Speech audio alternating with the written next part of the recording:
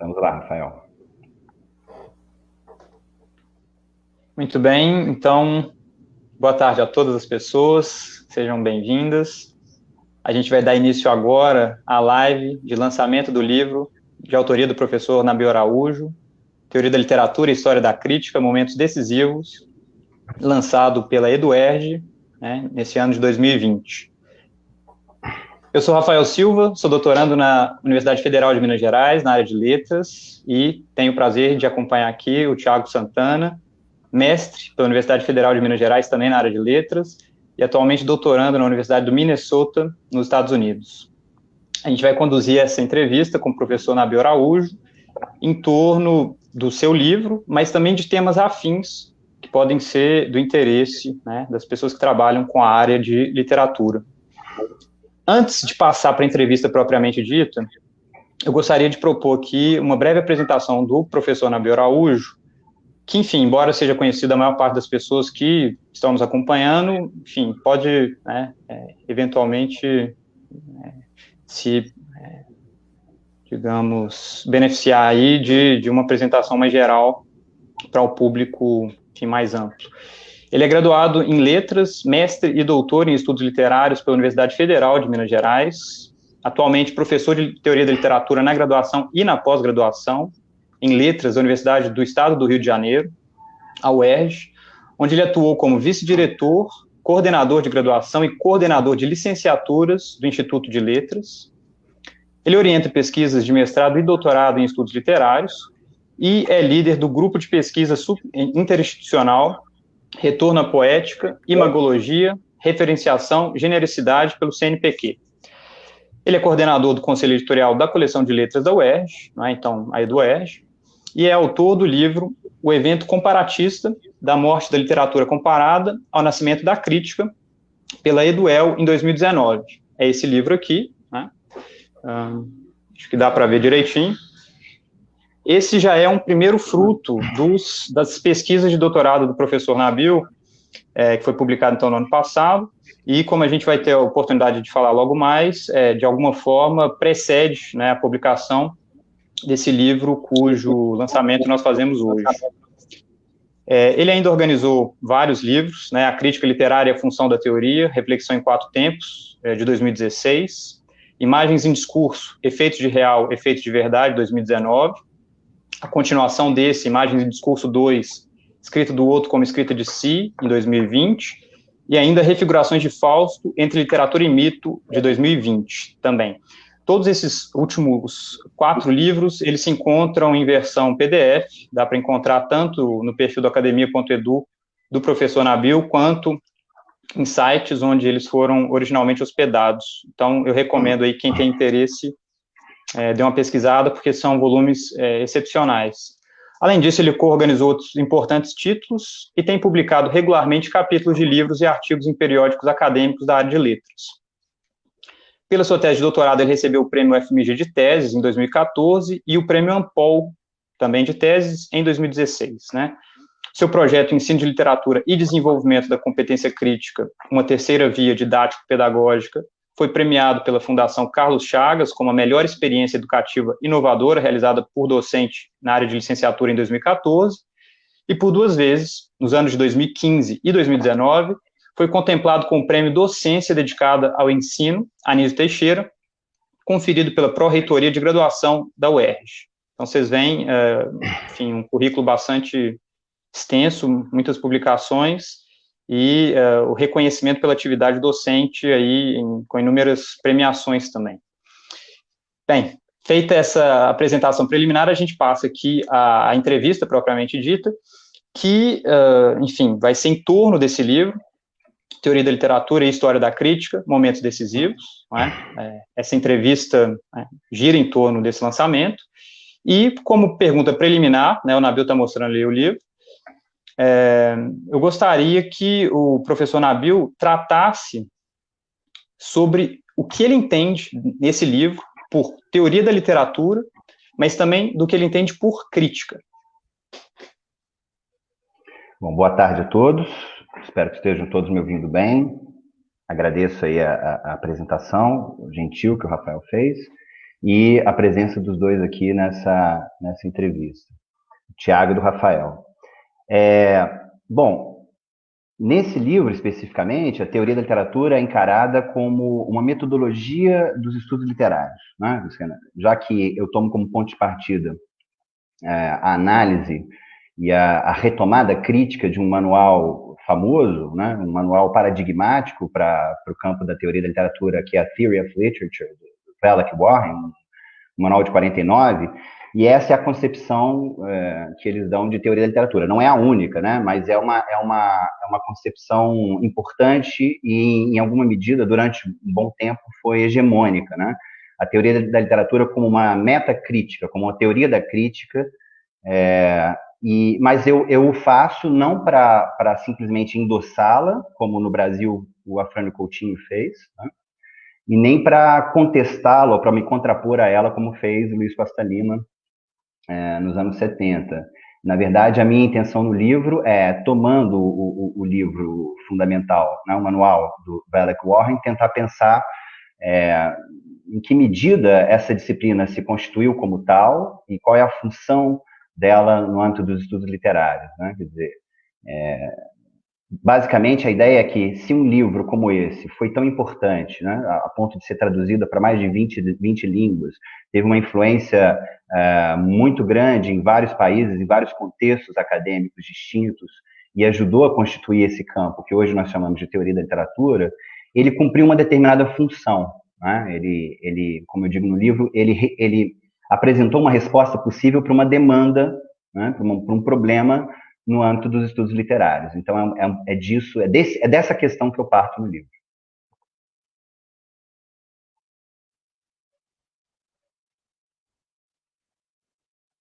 Pois não, podemos continuar. Tiago, você tem que ligar seu microfone. Desculpa. Imagina. Gabriel, eu vou aproveitar que você mencionou o Afrânio Coutinho e o Luiz Costa Lima, a relação desses dois com a Theory of Literature, do Velek e do Warren, texto tão importante, para comentar a abertura do seu livro. Logo na introdução, você menciona exatamente essa polêmica, uma espécie de polêmica que aconteceu na década de 70 no Brasil, a respeito dessa disciplina, da teoria da literatura, e com tudo que isso envolve, etc. E só a partir de toda essa discussão, do endosso ou do posicionamento contrário, aí sim você vai entrar no seu objeto principal, que é a theory, pelo menos na primeira parte. Me parece que a teoria e o teorizar no Brasil, especificamente no Brasil, isso é uma grande preocupação do seu trabalho, de uma maneira geral. Há vários textos, vários outros textos, além desse ensejo na introdução do livro, que vai fomentar toda a discussão da primeira parte.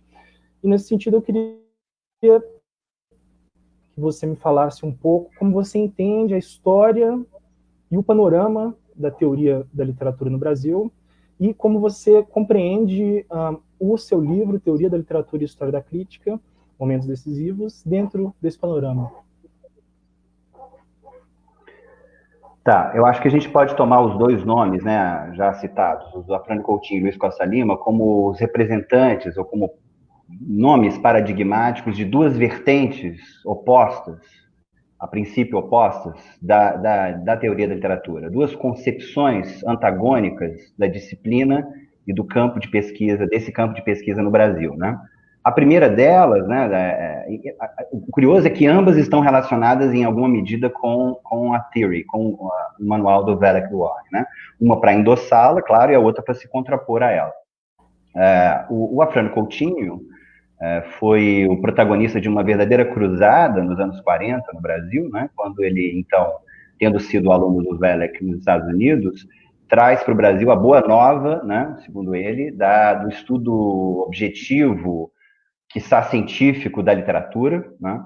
Ele chega a chamar o livro do Velek e do Warren de a Bíblia dos estudos literários, né, o Novum Organum dos estudos literários. E essa primeira concepção é uma concepção que a gente poderia chamar de metodológica, né, da teoria da literatura como sendo aquela disciplina que vai fornecer, então, conceitos, operadores, método para os estudos literários ou para a crítica literária, especificamente, para a leitura efetiva de obras literárias, né? Então, uma primeira noção, uma primeira concepção da disciplina surge exatamente dessa aclimatação no Brasil, via, sobretudo, obra do Afrânio Coutinho, do chamado New Criticism anglo-americano, né, e da sua principal síntese, que é exatamente o manual do Vélez do Warren. Nos anos 70, Costa Lima, por sua vez, vai aclimatar uma corrente teórica chamada estruturalismo, né, na sua vertente levi-straussiana, ligada ao nome do antropólogo francês Claude Lévi-Strauss, e vai deliberadamente se contrapor a essa primeira vertente, essa primeira concepção de teoria da literatura, essa concepção que eu chamei de metodológica, né? A concepção do Costa Lima, o Afrânio Coutinho chamou, não sem um certo ar pejorativo, de filosófica. Então, você teria essas duas concepções, uma metodológica e uma filosófica, né? Essa segunda voltada mais especificamente não para métodos, conceitos ou para crítica, e sim para a investigação daquilo que seria comum às obras literárias entre elas, né? A famosa literariedade, tal como formulada pelos formalistas russos no início do século XX, né? O que eu diria é que no Brasil essa versão, essa vertente, essa segunda perspectiva de teoria se tornou bastante hegemônica no nosso meio acadêmico dos anos 70 para frente. Depois do estruturalismo tivemos a estética do efeito da recepção, pós-estruturalismos no plural, diversos, né? Até um fenômeno contemporâneo que vem do final dos anos 90 para cá, chamado theory, né? Simplesmente, né? Da teoria intransitiva. E talvez essa concepção tenha implicado um certo absolutismo, né? Tenha tido assim, uma intenção tanto quanto colonialista, né? De colonializar todo o campo da teoria da literatura sem deixar grandes espaços para a crítica, para a teoria da crítica e para a concepção metodológica de teoria da literatura. Mas ela nunca desapareceu, na verdade, essa concepção, né? Ela sempre, eu diria até que ela continuou bastante ativa no âmbito dos nossos cursos de letras. Ela é uma demanda permanente, sobretudo dos nossos alunos, né? De graduação e de pós-graduação, que sempre tem uma demanda por conceitos, por abordagens, por métodos, abordagens do texto literário, até porque seria uma grande contradição, já que exigimos dos nossos candidatos, né? A uma vaga no mestrado e no doutorado, que faça um projeto que tenha uma metodologia, que tenha conceitos. Quer dizer, a ideia da teoria da literatura como uma metodologia, ela não deveria ser descartada até por esse aspecto institucional, né? Já que nós esperamos que os nossos alunos, que os nossos pesquisadores tenham, as agências de fomento exigem isso, né? Consigam minimamente sistematizar uma pesquisa literária nos termos de uma pesquisa, se não científica, pelo menos acadêmica, em tudo que isso implica de objetividade, etc. E eu destacaria também, né, nesse sentido de uma preocupação metodológica, né, para mostrar como isso não desapareceu e como isso ainda é importante, e eu diria até que essas duas perspectivas convivem ou deveriam conviver no âmbito das letras, né? A obra do meu colega, de quem eu tenho muita honra de ser colega, o professor Roberto Cícero, que também tem um trabalho voltado para a questão de metodologia e de conceitos fundamentais, né? Mas também o meu colega e amigo Fábio Axelrod Durão, professor da Unicamp, lançou recentemente um livro sobre metodologia dos estudos literários. Então, essa preocupação metodológica, apesar de ser tratada muitas vezes com certo preconceito, do ponto de vista da perspectiva mais dita filosófica, né, da alta teoria ou da grande teoria, é absolutamente fundamental. O que não quer dizer que ela não deva ser submetida a uma crítica rigorosa, e eu acho que é exatamente isso que eu tento fazer no meu livro. Excelente. Esse trabalho que a gente está lançando aqui hoje, Nabil, ele acompanha uma série de publicações anteriores, né, nas quais você já enfrentava o problema das especificidades do conhecimento na área de literatura. E isso não apenas em termos de pesquisa acadêmica, mas também de prática pedagógica. Isso é um elemento que você desenvolveu, né, ao longo da sua atuação e que, tendo sido seu aluno, eu percebi, enfim, em muitas das suas atitudes, né? E essa preocupação já é visível se a gente for, enfim, remontar a sua pesquisa, a história da sua pesquisa, desde sua dissertação de mestrado, né, defendida em 2006, e que tem por título Do Conhecimento Literário. Esse é um título que eu sempre indico para meus alunos nas áreas de introdução aos estudos literários, mesmo em áreas afins, porque eu acho que ali você repertoria muito bem, né, várias questões de teoria, de crítica, mas isso fica, né, esse pendor pedagógico fica ainda mais evidente em sua pesquisa de doutorado, a meu ver, né, e nas publicações que seguiram a ela, dentre as quais se encontra hoje esse livro, né, Teoria da Literatura e História da Crítica. A meu ver, é possível delinear um procedimento comum a vários, né, desses seus empreendimentos, e que talvez possa ser definido nos seguintes termos. Você parte de um problema prático no presente, em termos de teoria, de crítica, mesmo de ensino, remonta a alguns dos momentos fundamentais para a definição dos próprios termos em que esse problema se desenvolve na história, e busca dar a ver, a partir daí, novas alternativas para enfrentá-lo, talvez mesmo para reformulá-lo, né? Se isso que eu proponho aqui, né, tentar compreender essa espécie de expediente que você adota comumente, né, tá certo? Se é possível dizer isso, que problemas práticos do presente estão na base do livro Teoria da Literatura e História da Crítica? Ou seja, como você lida com problemas do presente nessa obra? Bom, Rafael, eu acho que o horizonte contemporâneo mais explícito, né, com o qual o livro dialoga, assim, no qual ele se insere, é o do fenômeno que no mundo anglófono se chama de after theory, né? Existe um longo debate já, sobretudo dos anos 90 para cá, né? O after theory, o depois da teoria, né? A ideia de que os estudos literários estariam vivendo para retomar o tema de uma publicação, de uma chamada de publicação recente de um dos mais importantes periódicos da área de letras no Brasil, a Revista da Bradic, a ideia de que a gente estaria vivendo uma era da pós-teoria. Né? Quer dizer, há já uma profusa, prolífica produção, já virou uma espécie de nicho editorial, né? O After Theory. Há vários livros em inglês falando dessa. Tem um livro famoso, um título famoso do Terry Eagleton, que está traduzido no Brasil, né? Exatamente como Depois da Teoria. Então, a ideia seria de que viveríamos nesse momento, ou já durante algum tempo, um momento de pós-teoria, mas também de pós-crítica, né? Então, nesse sentido, o meu livro se alinha com o volume coletivo O Lugar da Teoria Literária, que saiu em 2016, organizado pelo professor André Sequinel, que reverbera em alguma medida essa discussão sobre o pós-teoria, sobre o after theory, reverbera aqui no Brasil, mas sem endossar essa ideia, né, pura e simplesmente de que a teoria teria acabado, quer dizer, esse discurso da decadência e morte da teoria, na verdade, ele é muito frágil na medida justamente em que não se questiona o que é a teoria, né? O que é essa teoria que nesse momento estaria em crise ou mesmo em vias de desaparição, né? Então, eu acho que o livro, exatamente como ele se propõe a fazer uma retomada histórica, né, dessa teoria crítica ao longo do tempo, e tem como subtítulo exatamente a ideia de momentos decisivos, né? E eu entendo essa expressão em dois sentidos importantes, quer dizer, momentos decisivos como momentos fundamentais, momentos importantes na história da teoria crítica, né? Marcos decisivos na teoria crítica ocidental, mas também momentos de decisão, né? Momentos de decisão. Eu acho que na medida em que o livro se volta para esses momentos decisivos, no sentido mesmo de elaborar uma história da crítica, ele ao invés de simplesmente endossar esse esquema fácil, né, essa fórmula retórica da pós-teoria, ele nos leva, ou pelo menos a minha intenção é nos levar a pensar de que teoria se trata, né? Então, agora há pouco, na resposta ao Tiago, eu falava de uma cisão fundamental em pelo menos duas concepções antagônicas de teoria da literatura como disciplina e como campo de pesquisa, né?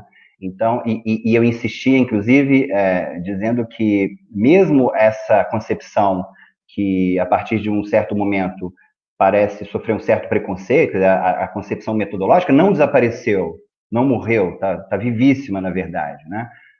Então, é um pouco isso, quer dizer, um livro, ao invés de ceder a esse esquema, ou a essa retórica fácil da superação, que aliás, é uma retórica eminentemente, tipicamente moderna, né? Muitas vezes, quem endossa a retórica da pós-teoria, pós-crítica, mas também da pós-modernidade, né? Enfim, do pós-tudo, se imagina numa chave não mais moderna, né? Pós-moderna, mas essa retórica da superação é tipicamente moderna. Então, o livro dá um passo atrás, né? Dá uma freada e um recuo em relação a essa solução fácil de uma retórica da superação, tentando mapear e reconsiderar criticamente esse passado, né, do nosso campo. É isso. Nabil, eu gostaria de insistir um pouco nesse tema da crise dos estudos literários, na crise da teoria, na crise da crítica, no fim da crítica, né? Me parece, Nabil, que na primeira parte desse livro, uma grande contribuição sua, na minha opinião, é a demonstração de que um manual como a Theory, que, portanto, apresenta critérios, fundamentos, método, em suma, para a aproximação dos objetos literários, você relaciona esse texto, você o contextualiza e revela as condições históricas que tornaram possível a existência desse texto, da maneira como ele surgiu.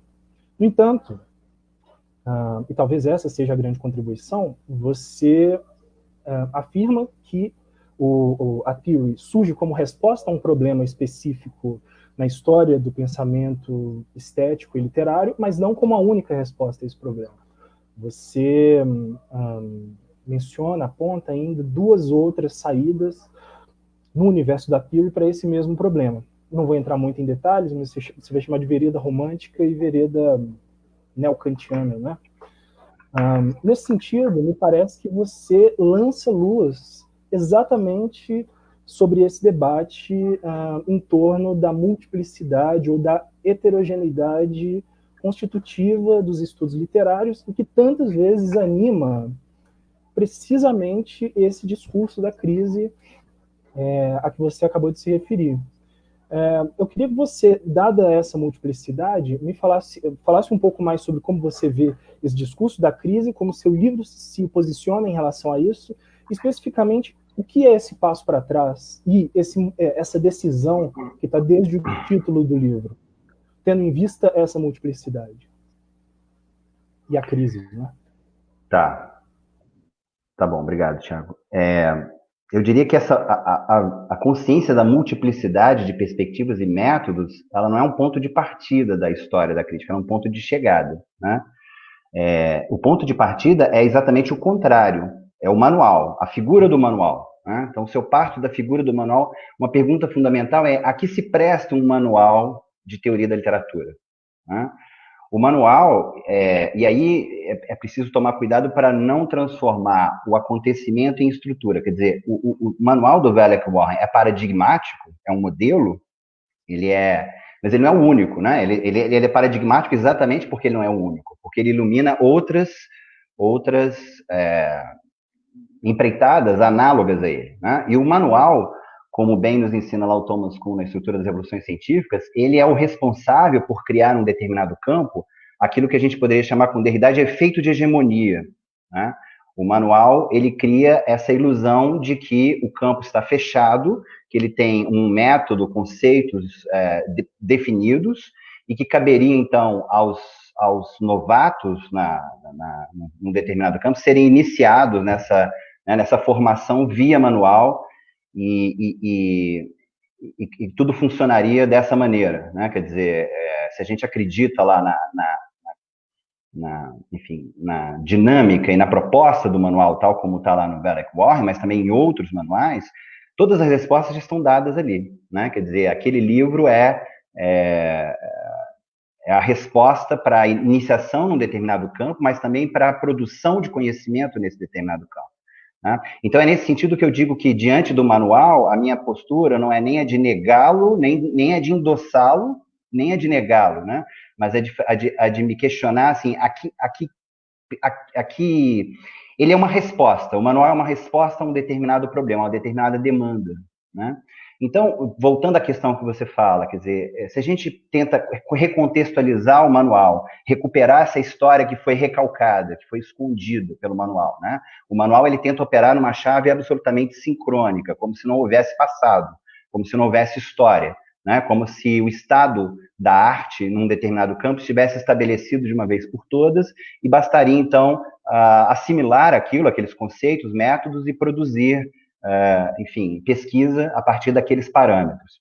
Quando você dá esse passo atrás, se pergunta o que é que constitui, primeiro, a demanda a qual o manual responde e o modo como ele responde essa pergunta, você descobre que há, na verdade, outros modos de resposta para isso, né? E o interessante, por exemplo, no manual do Vélez e do Warren, é que eles colocam claramente uma questão, né? A questão a que eles buscam responder é como abordar objetivamente a literatura, né? Mas eles reconhecem que pelo menos duas outras respostas já haviam sido dadas a esse mesmo problema, né? Um seria a importação dos métodos das ciências naturais para as ciências humanas ou para as humanidades e para a crítica literária, e o outro é exatamente a perspectiva hermenêutica a qual acho que você se referiu agora há pouco.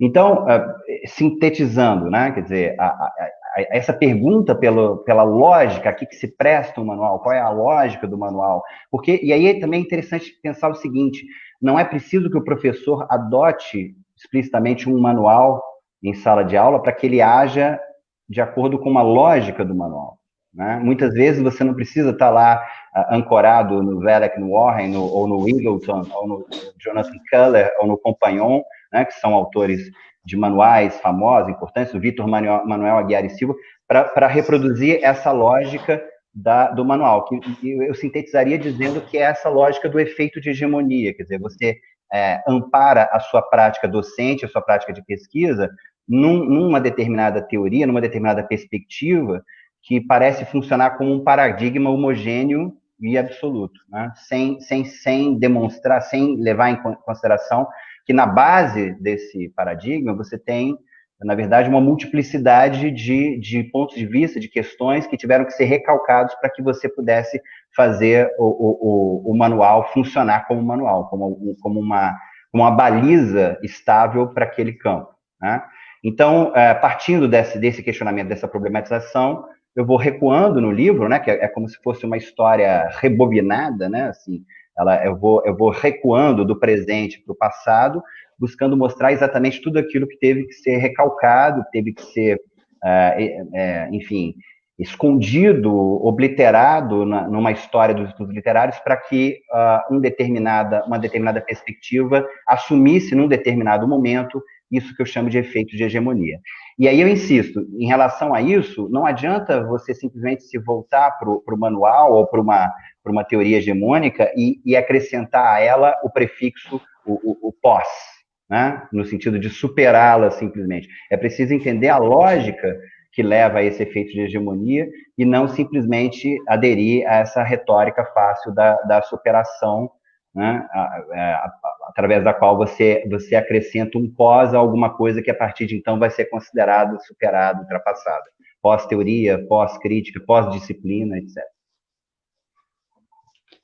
Nabil, na linha disso que a gente tem conversado aqui, enfim, eu acho que já ficou bem claro que a história tem um papel fundamental para suas reflexões, e eu diria até uma espécie de preocupação historiográfica, né? Ou seja, uma preocupação com o que significa escrever história, fazer história, no campo, enfim, no quesito específico desse livro, História da Literatura. A institucionalização da literatura moderna, na passagem do século XVIII para o XIX, ela tende, de modo geral, a desempenhar um papel fundamental como fundo histórico, justamente, a partir do qual se definem inúmeras questões que continuam a perseguir os estudiosos da área de literatura, né? A gente poderia pensar em várias e que são absolutamente definidoras para tudo que a gente pode, enfim, entender como modernidade literária, modernidade da crítica, modernidade, enfim, mesmo da estética enquanto campo de pensamento, né? Sobre a possibilidade ou não de um conhecimento especificamente literário, passando pela reflexão sobre a comparação com o procedimento específico dos estudos literários nessa modernidade, até suas relações com outros campos de saber, como a filosofia, a linguística, a biologia, a física, a gente poderia pensar em muitos outros. Essa modernidade parece constituir uma espécie de divisor de águas muito importante em suas leituras, né? Enfim, a gente pode acompanhar a sua obra e, de modo geral, sempre existe, né, uma importância concedida a esse momento limiar, aí na passagem do 18 para o 19. De que forma você entende essa modernidade? E na sequência dessa pergunta, qual o papel que essa modernidade desempenha no âmbito do seu pensamento? Olha, um ponto de chegada desse percurso historiográfico do livro é exatamente a definição disso que eu chamei de modernidade crítica, né, na história dos estudos literários. Quer dizer, a modernidade crítica como sendo aquela conjuntura, né, em que, pela primeira vez, o crítico estético literário tem uma jurisdição, um domínio próprio, né, um campo de atuação próprio, autônomo em relação, por exemplo, à ciência, ao conhecimento, por um lado, e à moral, a ética do outro, o direito, mas, ao mesmo tempo, se vê privado do fundamento dessa atividade crítica, né? Então, a modernidade crítica se caracteriza por essa busca de um fundamento do juízo estético, do gosto, do juízo estético e portanto, da crítica literária, do estudo da literatura, por extensão, né? Em larga medida, a história que eu conto, que eu narro, na primeira parte do livro, é a história da teoria da literatura no âmbito dessa modernidade crítica, né? Essas buscas de respostas possíveis para a questão do fundamento do juízo de valor e da crítica literária. É claro que isso não pode ser entendido sem o pano de fundo de uma teoria da modernidade, que, na verdade, se encontra corporificada ou concretizada na obra monumental do Immanuel Kant, né? Que é um marco para a gente pensar exatamente essa modernidade filosófica, né? E exatamente a obra que vai, muito mais em termos de questionamento do que de respostas, colocar um desafio fundamental a uma concepção absolutista da metafísica ocidental anterior a ele, né? Uma concepção absolutista de razão, e passa, então, a definir, a trabalhar com uma concepção fragmentada de razão e de racionalidade, né? E tripartida, digamos assim, com a autonomização do campo do conhecimento, o campo científico, por um lado, do campo da razão prática, né? Da moral e da ética, de outro, e do campo estético, num terceiro elemento, né? Quer dizer, numa terceira esfera de valor, digamos assim, a esfera estética e do juízo de gosto, do juízo de valor da crítica literária, dos estudos literários, portanto. Então, em larga medida, né, quer dizer, essas teorias, a história da teoria crítica na modernidade crítica, essa história a que eu tento reconstituir em alguma medida na primeira parte do livro, é a história das tentativas e das sucessivas respostas a esse problema kantiano da fundamentação do juízo de valor, da fundamentação da crítica literária, né? Na verdade, a teoria da literatura tem lugar na modernidade exatamente como essa tentativa de suprir ou de fornecer uma resposta para essa questão do fundamento crítico, né? Quer dizer, e a modernidade se caracteriza, então, em larga medida, como essa busca obsessiva, essa preocupação e essa busca obsessiva pelo fundamento, né?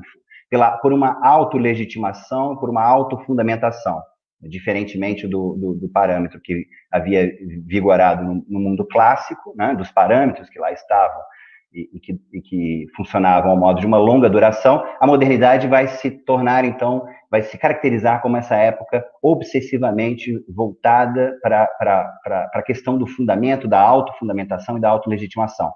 Então, e isso se reflete claramente nas teorias críticas, né? Na tentativa de fornecer teorias que definam a literatura, definam a experiência estético-literária, mas também que forneça as bases para a crítica da literatura, né? Então, isso é, em suma, modernidade crítica. Então, os três grandes paradigmas que eu analiso ali na primeira parte do livro, né? Um que a gente poderia chamar de biográfico historicista, um segundo, que é um paradigma hermenêutico, e um terceiro, que é o formalista, organicista. Quer dizer, são três paradigmas que são também na verdade, 3 respostas a esse problema kantiano da fundamentação, da necessidade de fundamentação da crítica literária enfim, do juízo de gosto. Então, pensando nisso, com base nesse referencial que a gente pode se perguntar pela existência ou o que seria, como pensar uma pré-modernidade, né, como uma época em que essa questão obsessiva do fundamento ainda não se colocava, mas também uma pretensa pós-modernidade, né, como uma época, uma conjuntura na qual essa questão não mais se coloca, né? E também disso eu trato no livro, né, dessa questão da pré-modernidade, de uma pós-modernidade, em relação a essa definição da modernidade como uma época voltada obsessivamente para a questão do fundamento crítico. Nabil, eu queria insistir novamente, agora, partindo dessa sua resposta, você falou do Kant, me parece que o Kant é o autor que articula a primeira parte do seu trabalho. É a ele que todas essas teorias críticas, esses métodos, esses conjuntos de critérios vão respondendo, né? Segundo o que você defende. Aquela ideia você se refere a isso especificamente, da crítica da faculdade do juízo, né, do Kant, e da subjetivação radical e impossibilidade do conhecimento no domínio estético, vai ser o que vai motivar essas respostas, né, que são essas que você acabou de mencionar. A theory formalista é uma delas e assim por diante. E também pegando um gancho nessa ideia de pré- e pós-modernidade, a minha pergunta é a seguinte: o que você acha, com que um pensador como Kant ainda pode contribuir hoje na chamada, e aí você pode problematizar isso, pós-modernidade? O que é esse pós e como Kant forneceria resposta para os nossos problemas? Bom, na verdade, Tiago, eu acho que o Kant é o autor fundamental para a gente caracterizar exatamente essa modernidade crítica, né? Se é possível, se é pensável uma pós-modernidade, eu acho que, inevitavelmente, ela seria anti-kantiana, né? Agora, então, sim, esse é um primeiro ponto, né? Quer dizer, o Kant como sendo esse autor central para a definição de uma modernidade crítica, definida basicamente por uma sucessão de respostas a respeito do problema do fundamento crítico, né?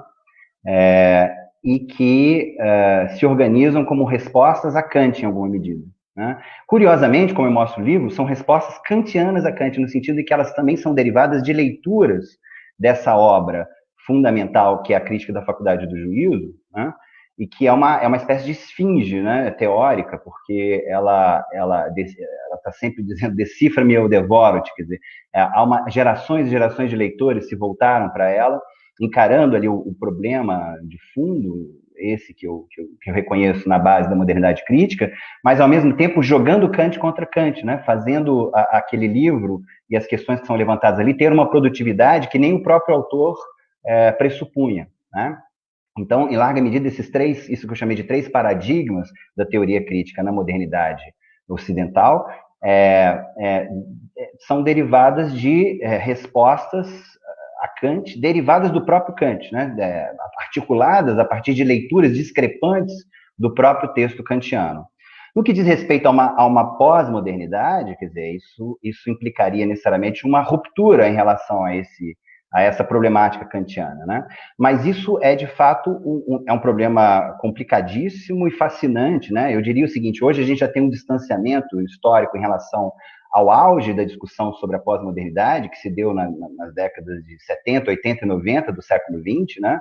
E eu acho que se a gente se volta a esses textos que trataram de pós-modernidade nessa época, pouquíssimo se mantém em pé em termos do ponto de vista teórico, né? Quer dizer, na verdade, tem um livro fundamental dessa época, dos anos 80, né, chamado O Fim da Modernidade, de um filósofo italiano chamado Gianni Vattimo, em que ele já levanta o problema, né? Ele já coloca o problema lá dizendo o seguinte, olha, o grande paradoxo dos discursos, dos pensamentos, dos discursos ditos pós-modernos, é que exatamente ao se contrapor à chamada modernidade, através de uma tentativa de superação dessa modernidade, esses discursos acabam replicando um artifício retórico, um procedimento que é tipicamente moderno, né? Que é o da própria superação, a ideia de superação em direção a alguma coisa melhor, enfim, a um maior esclarecimento, a uma maior iluminação,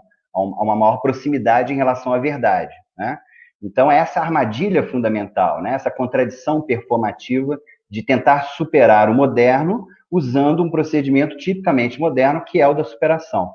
Então, para se pensar isso, quer dizer, nesse sentido, eu acho que, e aí tanto dois autores tão diferentes entre si, como o Vátimo e o Habermas, identificam na figura do Nietzsche, né, o grande antagonista do Kant nesse sentido, eu acho que acertadamente, né?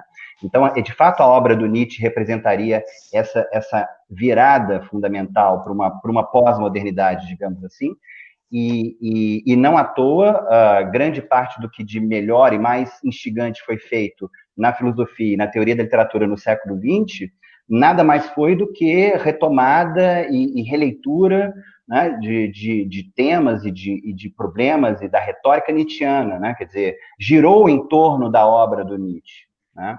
Basta citar, por exemplo, três grandes nomes como Foucault, Deleuze, Derrida, mas antes deles, Blanchot, Bataille, Klossowski, mas o próprio Roland Barthes, né? Quer dizer, como que grande parte disso que muitas vezes de maneira fácil se chama de pós-estruturalismo ou de pós-modernismo, na verdade é um giro, é uma repercussão, é um girar em torno do legado do Nietzsche, né? De todo modo, eu diria que nenhuma obra foi tão radical quanto a do próprio Nietzsche, né? Eu acho que o próprio Nietzsche reconhece esse problema que o Vátimo levanta já lá no prefácio à segunda edição da Origem da Tragédia, em que ele vai rever, né, o seu projeto de criticar a modernidade ocidental, de criticar um pensamento da racionalidade ocidental, com os instrumentos e com a linguagem dessa racionalidade ocidental, dessa discursividade ocidental moderna, né? E ele próprio já reconhecia isso ali. Então, eu acho que, em larga medida, se a gente for avaliar essa produção que, sobretudo dos anos 70 para frente, dos anos 70 do século XX para frente, se autodenominou como pós-moderna, ela, em larga medida, apresenta-se como recuos em relação à radicalidade do pensamento e da discursividade do Nietzsche, né? O Nietzsche e eu trato disso também, há um longo trecho ali de uma leitura da Origem da Tragédia no livro. Eu falei agora há pouco, na minha pergunta anterior, sobre história, né, e mencionei a questão historiográfica, que é muito presente nesse livro que a gente está lançando hoje, né, o Teoria da Literatura e História da Crítica, Momentos Decisivos.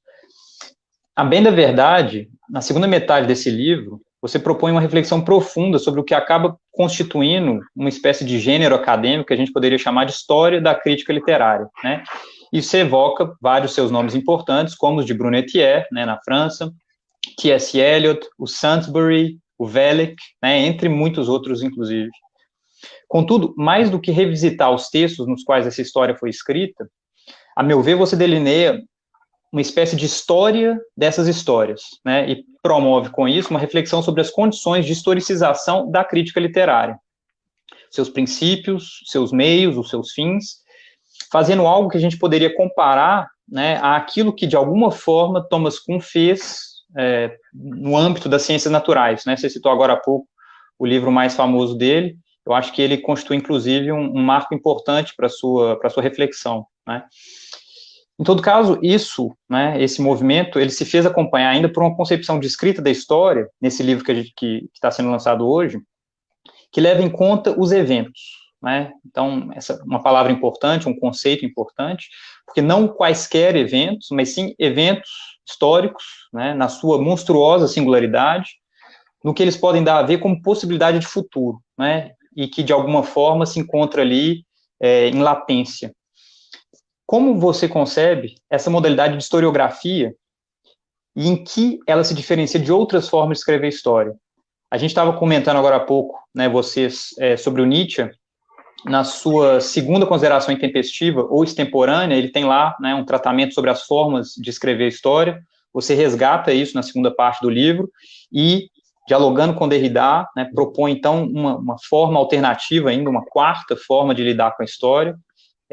Enfim, daria para resgatar um pouco que são essas três formas que o Nietzsche propõe, mas, enfim, para enfatizar a sua proposta, né, como você promoveu essa forma de escrita da história ao abordar o assunto principal que constitui a segunda parte de Teoria da Literatura e História da Crítica. Muito bem. Eu diria que a segunda parte do livro é, na verdade, uma tentativa de explicitar e definir aquilo que eu faço na primeira parte, né? Então, se a gente estava conversando aqui agora, essa primeira parte do livro é uma tentativa, então, de reconstituir esse ter lugar da teoria da literatura, né? Quer dizer, essa história, esse desenvolvimento desses paradigmas da teoria crítica no mundo ocidental, na modernidade, numa dita pré-modernidade, numa dita pós-modernidade. A segunda parte do livro diria assim, o que eu fiz na primeira parte é história da crítica. Mas o que é história da crítica, né? Então, na segunda parte eu me volto a isso que você definiu bem como um gênero acadêmico, né? Um gênero acadêmico não muito cultivado no Brasil, no nosso ambiente acadêmico ele não tem grande repercussão, né? Mas no mundo anglófono tem uma vasta tradição, né? Uma produção enorme, History of Criticism, né? Quer dizer, essa é um campo de pesquisa muito vasto. Então, na verdade, a segunda parte faz uma apresentação, uma retomada do surgimento da história da crítica, de como ela se desenvolveu como gênero, né, acadêmico, narrativo acadêmico, como ela se desenvolveu, as modalidades, né? Eu tento, então, a partir das considerações intempestivas do Nietzsche, definir o que seriam essas modalidades de história da crítica, né? De historiografia da crítica, antiquária, etc., para tentar definir assim, o que deveria ser, qual é a função da história da crítica no âmbito dos estudos literários, né? Então, nesse sentido, eu acho que, como você lembrou bem, eu retomo o Derrida, né? Quer dizer, pensando nessa ideia da monstruosidade, mas mais especificamente, o que eu queria chamar a atenção é que a história da crítica, agora há pouco eu falava do manual acadêmico como sendo um desses mecanismos persuasivos, é o termo que o Thomas Kuhn utiliza, né? Para gerar esses efeitos de hegemonia, né? É engraçado, a certa altura da estrutura das revoluções científicas, o Thomas Kuhn compara a uma comunidade científica constituída como tal com o poder instituído lá no 1984 do George Orwell, né? Quer dizer, que é uma máquina persuasiva que, na verdade, trabalha para apagar o passado, né? Então, para o Thomas Kuhn, cada revolução científica que é vitoriosa instaura um novo paradigma que necessariamente apaga o passado, apaga as condições históricas que levaram àquela tomada de poder ou àquela ascensão acadêmica, né? E aí é interessante pensar que também o gênero History of Criticism, o gênero História da Crítica, pode trabalhar nesse sentido. E o Velek, de novo, é um bom exemplo, né? Quer dizer, ele tem um manual famoso de teoria da literatura, mas como ele mesmo diz, esse manual é complementado por uma história da crítica. Ele tem uma famosa e uma monumental história da crítica moderna, né? Mas a história da crítica escrita ao modo do Velek nada mais faz do que confirmar esse efeito de hegemonia, né? Porque a história dele nada mais do que uma narrativa da progressão dos estudos literários até se chegar ao seu ápice, né? Que nada mais do que a própria teoria dele, Velek, né? Evidentemente, não é essa história da crítica que eu acho que seria produtiva e que eu gostaria de ver mais difundida no ambiente acadêmico de letras do Brasil. É o contrário disso, né? Quer dizer, é uma historiografia da crítica que fizesse exatamente aquele movimento de que a gente falava agora há pouco, que é o diante de um efeito de hegemonia gerado por um manual, por exemplo, ou por uma escola de pensamento, ou por uma teoria, por autores da moda, né, por tentar reverter aquilo que foi recalcado, quer dizer, o debate, exatamente a aporia, a contradição, né, a polêmica que se encontra na base dessa instituição, quer dizer, quando alguma coisa se alça a um poder a um posto de hegemonia, isso só pode se dar sob o preço de um recalque, né? Essa historiografia a que você se refere, né, e que eu tento teorizar também e explicitar no livro, seria uma historiografia que desrecalca exatamente essas condições de possibilidade, né? E a isso aí eu tomo de empréstimo o termo do Derrida, de monstruosidade, porque para ele o acontecimento na história é sempre da ordem da monstruosidade, né? Daquilo que é disforme, daquilo que é contraditório, daquilo que é inerentemente paradoxal, mas que depois é domesticado pelas instituições, né? E vai ser domesticado exatamente nessas figuras, ou nesses mecanismos, como o manual, como a história da crítica teleológica, como práticas docentes de pesquisa, etc., que antes escondem do que revelam as condições de possibilidade do discurso acadêmico.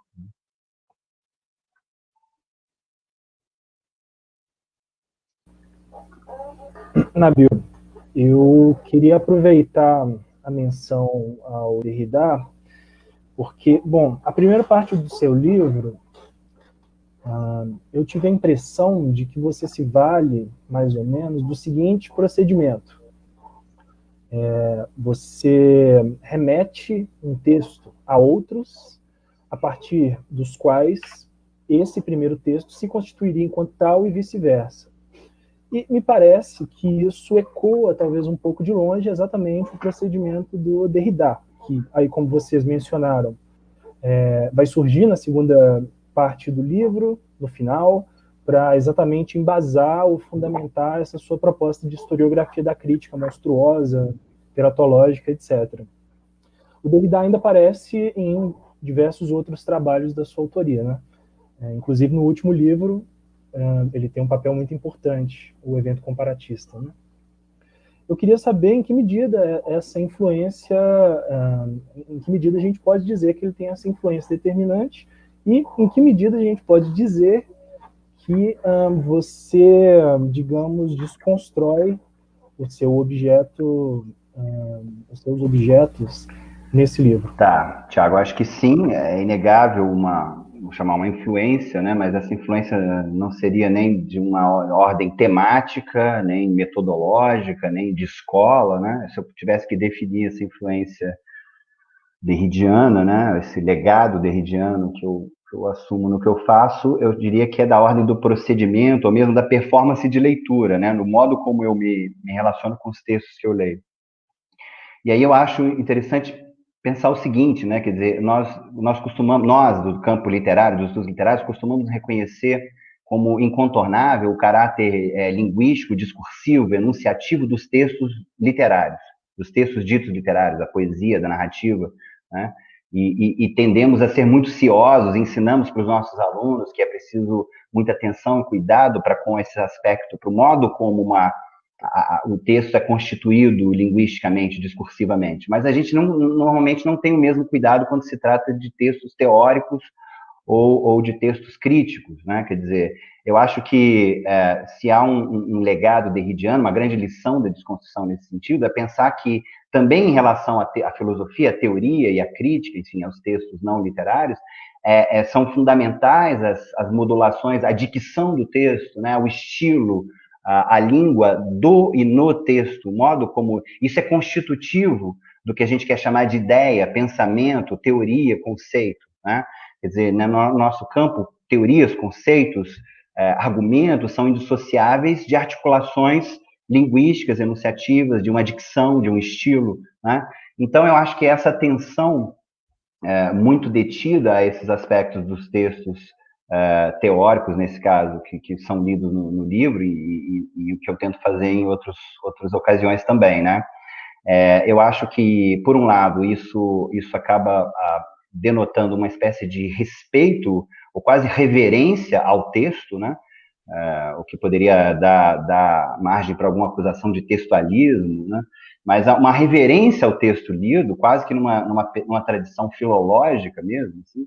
Mas também exatamente nesse respeito, nessa reverência, nessa proximidade detida ao texto, muitas vezes habita um desrespeito. Quer dizer, o que eu quero dizer é que essa leitura que se aproxima demais do texto, ela acaba exorbitando esse texto.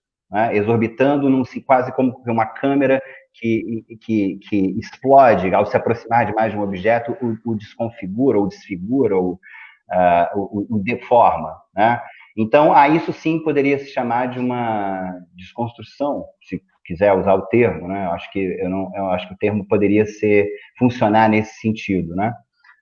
No fim, eu gosto da expressão do Derrida da fidelidade infiel, né? Preciso ter uma fidelidade infiel aos textos que você lê. Então, é um pouco isso que eu tento resguardar nas minhas leituras. Nessa mesma linha, Nabil, eu acho que assim, dá para dizer que na maior parte de suas propostas de leitura, né, nos cursos, nas palestras, mesmo nessa entrevista, fica sugerido algo dessa ordem, talvez mesmo em toda intervenção sua, a gente poderia, enfim, sugerir a existência de um cuidado muito atencioso com os textos lidos e analisados por você, não apenas no que diz respeito aos detalhes da formulação desses textos, né, da enunciação, mas também do enquadramento desses discursos, né, ou seja, um cuidado com o texto, mas também com o contexto. Nesse sentido, a obra de René Velic, que é uma espécie de fio condutor, né, do livro que nós estamos lançando, Teoria da Literatura e História da Crítica, isso deve ter ficado claro já para quem está acompanhando a nossa entrevista. Eu tenho visto aqui pelo Facebook, são 50 pessoas assíduas do início ao fim.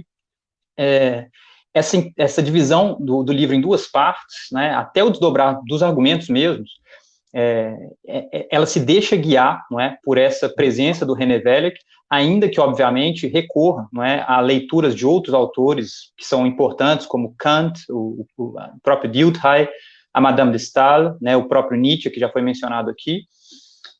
Mas, levando, então, a presença do Velic em conta, eu perguntaria o seguinte para você: como você concebe a relação entre essa leitura atenta de textos e autores específicos, alguns pouco lidos e mesmo sequer conhecidos hoje em cursos de letras, à luz de suas preocupações com questões práticas do presente, essas preocupações às quais nós já aludimos anteriormente, que, a meu ver, são fundamentais para tudo o que você faz. Nesse sentido, como a leitura e a discussão da obra de um René Velic, por exemplo, pode se revelar importante para o trabalho de alguém da área de letras no Brasil, né? E essa pergunta, com ela, eu obviamente faço o papel de advogado do diabo, que, enfim, pode estar, de alguma forma ali, incomodando quem nos escuta agora, né? Quem diabos é René Velic, o que ele tem a contribuir com a minha formação? Então, enfim, eu queria te ouvir um pouco sobre isso.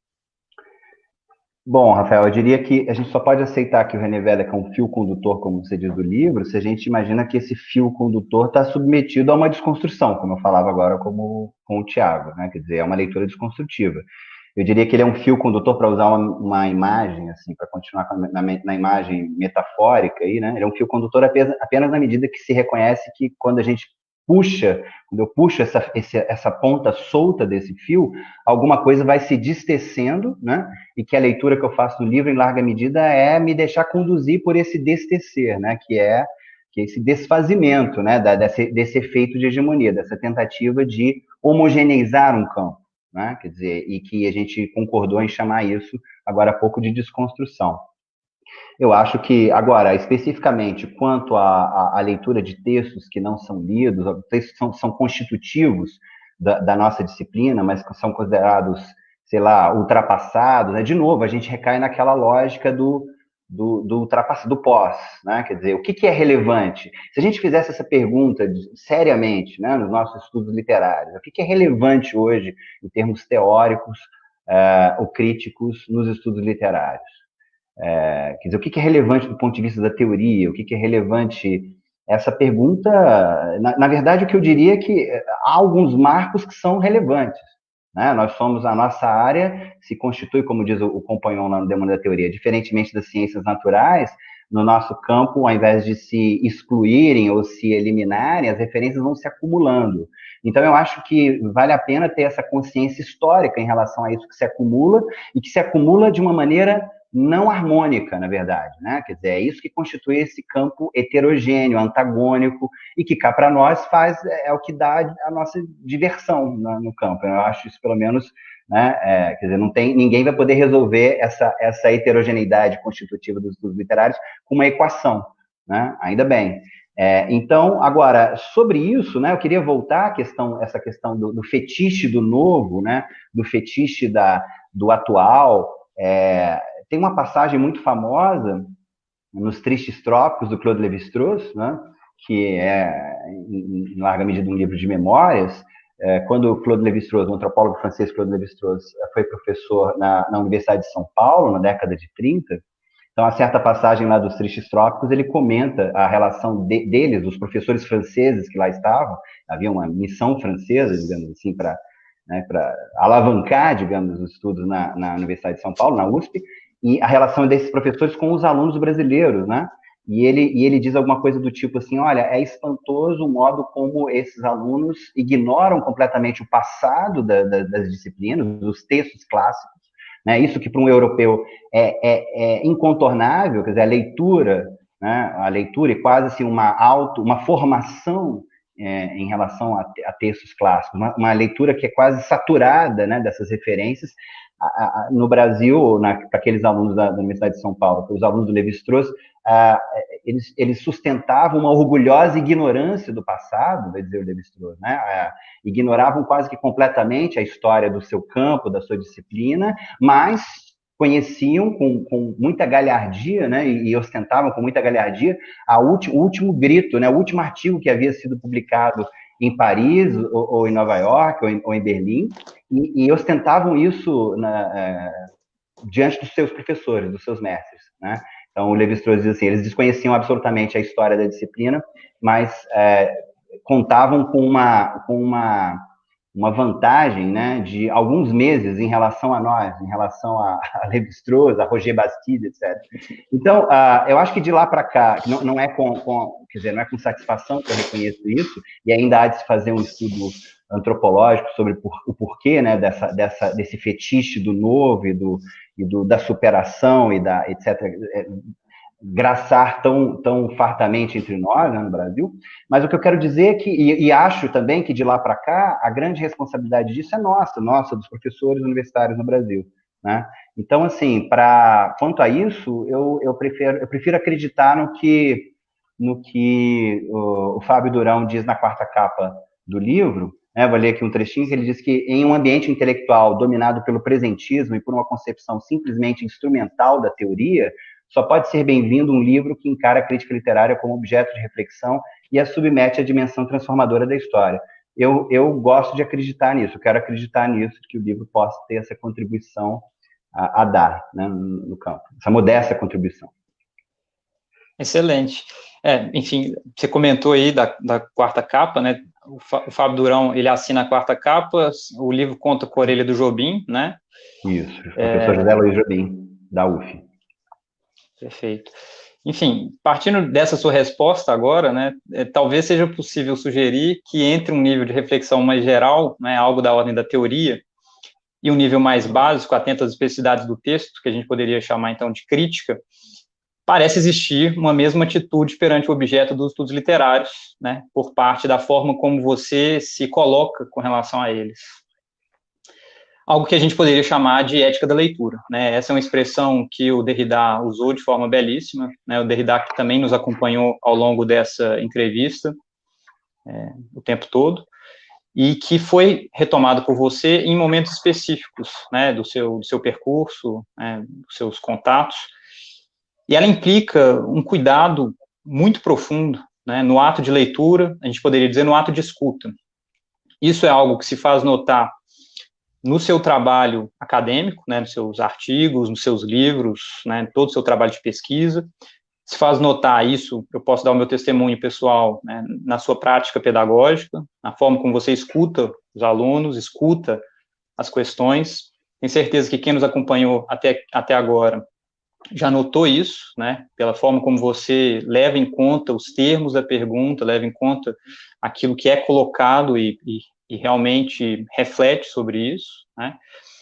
E, a meu ver, essa relação entre, então, uma teoria que se faz prática, né, uma prática que é, né, uma espécie de incorporação de uma teoria, é um dos aspectos mais instigantes da sua obra, da sua atuação, e aqui, já me encaminhando para a conclusão dessa entrevista, né, dessa live de lançamento, eu aproveito para agradecer a Eduerge, né, ter nos feito o convite para participar da entrevista com o Nabil. Agradeço, obviamente, ao Nabil pela confiança que ele depositou em nós para justamente participar desse lançamento. Mas o que eu gostaria de saber, de perguntar, assim, enfim, é como você concebe, então, a sua trajetória pessoal, né, desde os estudos na pós-graduação, que poderiam, na verdade, remontar mesmo antes disso, né, na graduação, até a sua atuação como docente na UERJ, sempre na universidade pública, né, ocupando cargos administrativos na Faculdade de Letras aí na UERJ, à luz disso que eu disse sobre a relação entre teoria e prática. Enfim, muito obrigado, fiquei muito feliz de participar aqui hoje. Eu que agradeço, Rafael. Eu volto aos agradecimentos depois de responder a sua pergunta. Bom, claro, a gente já brincou sobre isso, né, sobre essa ideia de reconstituir a trajetória acadêmica, quer dizer, eu não tenho como fazer ou esboçar um memorial acadêmico aqui, mas eu entendo exatamente a sua pergunta. Para sintetizar uma resposta, eu diria o seguinte: só por um equívoco do senso comum é que a gente consegue separar a teoria e prática, né? Dizer que a teoria não implique práticas, né? Não tenha dimensão prática, e que as práticas, de um modo geral, acadêmicas ou não sejam permeadas por teorias, né? Por conceitos, por redes conceituais, malhas conceituais, por ideologias, enfim.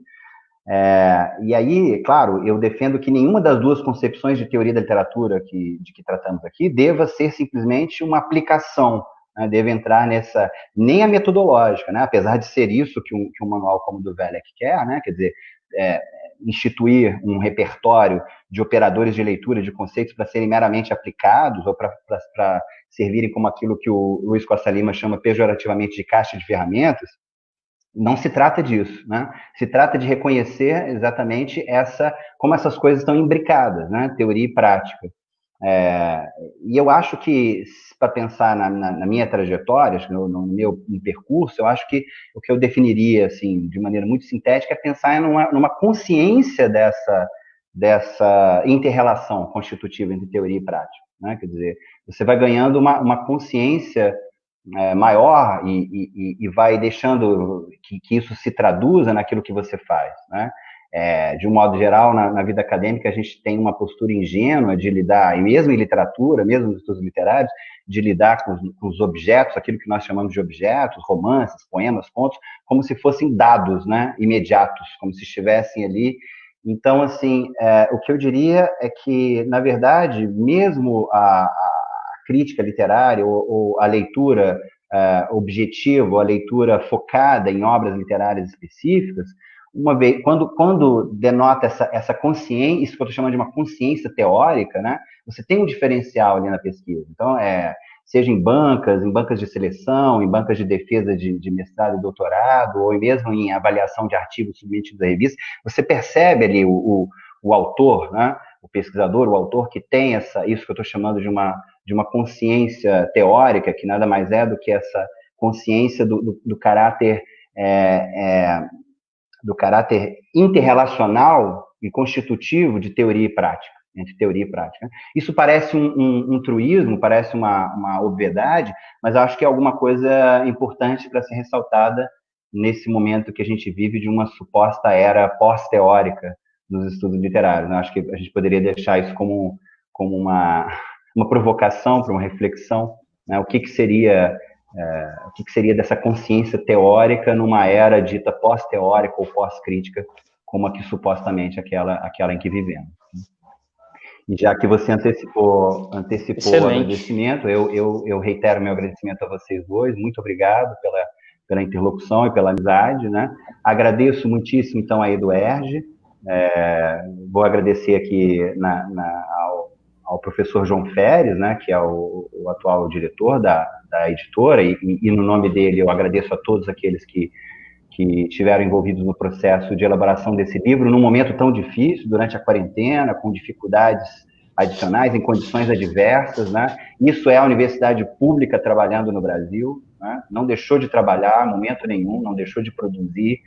Tenho muito orgulho de ter feito e de participar e de ter a minha história associada à universidade pública no Brasil, à Universidade Federal de Minas Gerais, à Universidade do Estado do Rio de Janeiro, e uma editora universitária como a EduERJ é parte da universidade pública. Então, meu agradecimento também ao Ricardo e ao Tibério da EduERJ o aspecto midiático, digamos assim, do lançamento, que faz parte, alimentaram lá o Facebook, divulgaram, e hoje estão aqui nos possibilitando essa live. Eu agradeço demais as pessoas que assistiram, várias pessoas se manifestaram aí, amigos, colegas, familiares.